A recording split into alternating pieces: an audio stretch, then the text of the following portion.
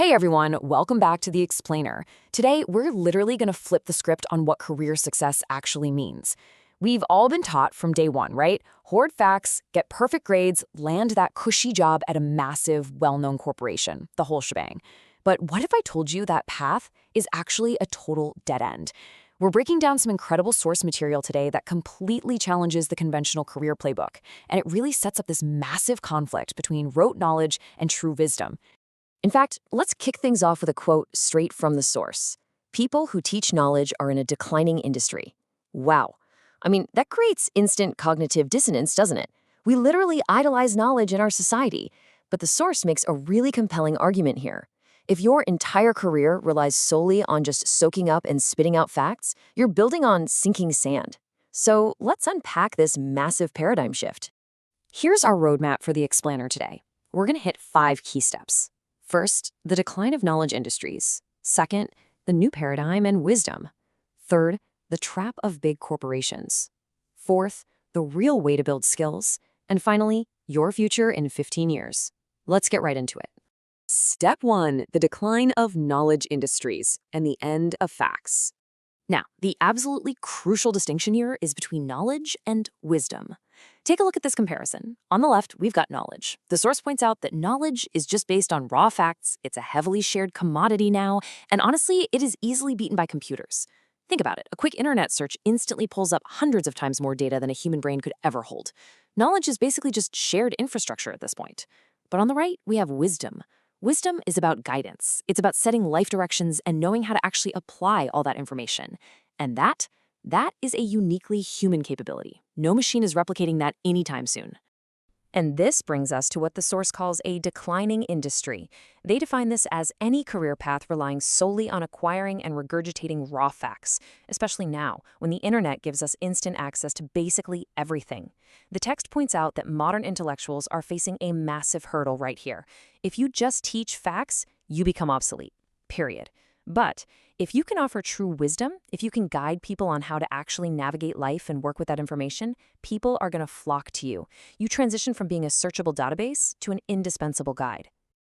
Which brings us right into section 2, the new paradigm and wisdom, and the demand for true leaders.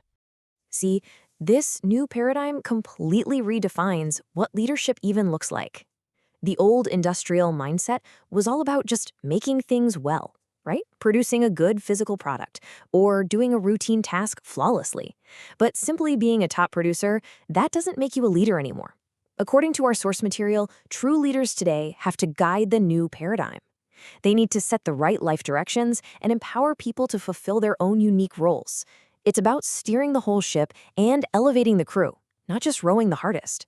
And there's a deeply powerful philosophy in the text that ties into this. It says, when the direction is right, the money and the right people will naturally follow.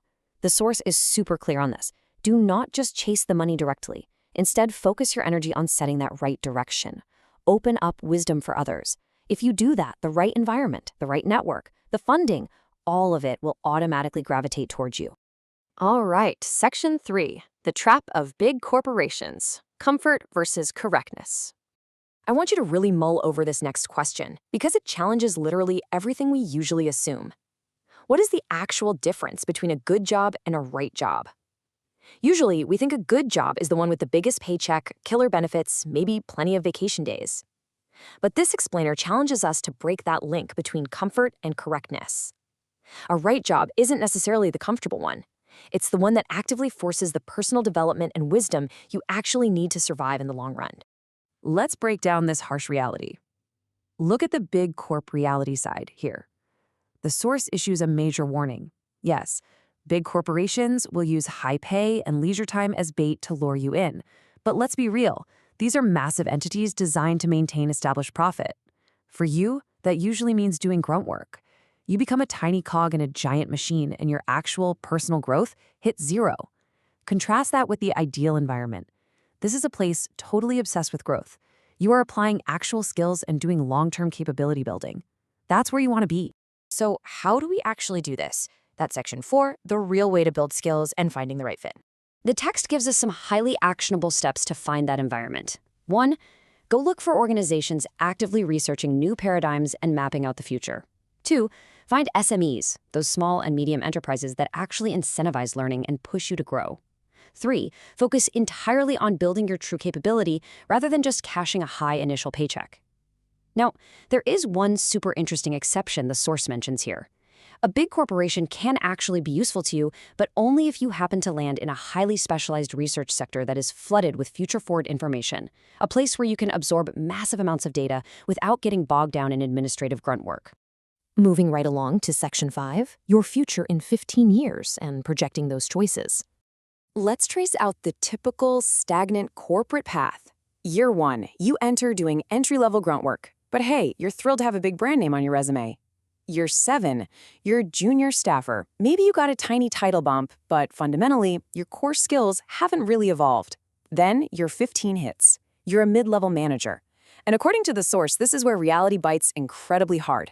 You haven't truly equipped yourself with irreplaceable wisdom, so you're stuck, struggling with a mortgage, complaining about the system, and slowly realizing you've become sort of an unrewarding failure compared to what you could have achieved. So the absolutely critical number to remember here is 15. The source hammers this point home. 10 to 15 years is the exact amount of time you need to silently, intensely build real, irreplaceable skills in the right environment. It's your critical window of opportunity. If you spend those 15 years just nodding along in a giant corporate hierarchy, you totally lose your shot at becoming exceptional. But here is the ultimate payoff if you choose the harder, growth-focused path. Look at this quote from the text. You will be scouted from above, skipping the bottom completely. I love this. If you genuinely build your capability and your wisdom during those 10 to 15 years, you do not have to climb the corporate ladder rung by painful rung. The source argues that when you are truly equipped, the big players will seek you out. You bypass that whole middle management grind and get scouted straight into high-level, impactful positions. So the absolute core takeaway of our explainer today is this. Blindly choosing the corporate tie, just grabbing the big name, the safe system, the quick paycheck, the text describes that as a literal path to ruin. It's totally an illusion of safety. Real security does not come from a company logo. It comes from putting yourself in an environment that absolutely demands your growth. You've got to passionately develop your own irreplaceable skills. Let's wrap things up with a final provocative question. Based on everything we just went through, you need to ask yourself this right now. Are you just building a comfortable resume, or are you actually building your wisdom? Seriously, look at the environment you are sitting in today. Is it just feeding you mindless, rote tasks, or is it pushing you to understand the new paradigm? Remember, the knowledge industry is declining fast, but the demand for true wisdom, that is infinite. Thanks so much for joining me for this explainer, and I really hope this empowers you to step back, reevaluate your trajectory, and start building something truly irreplaceable.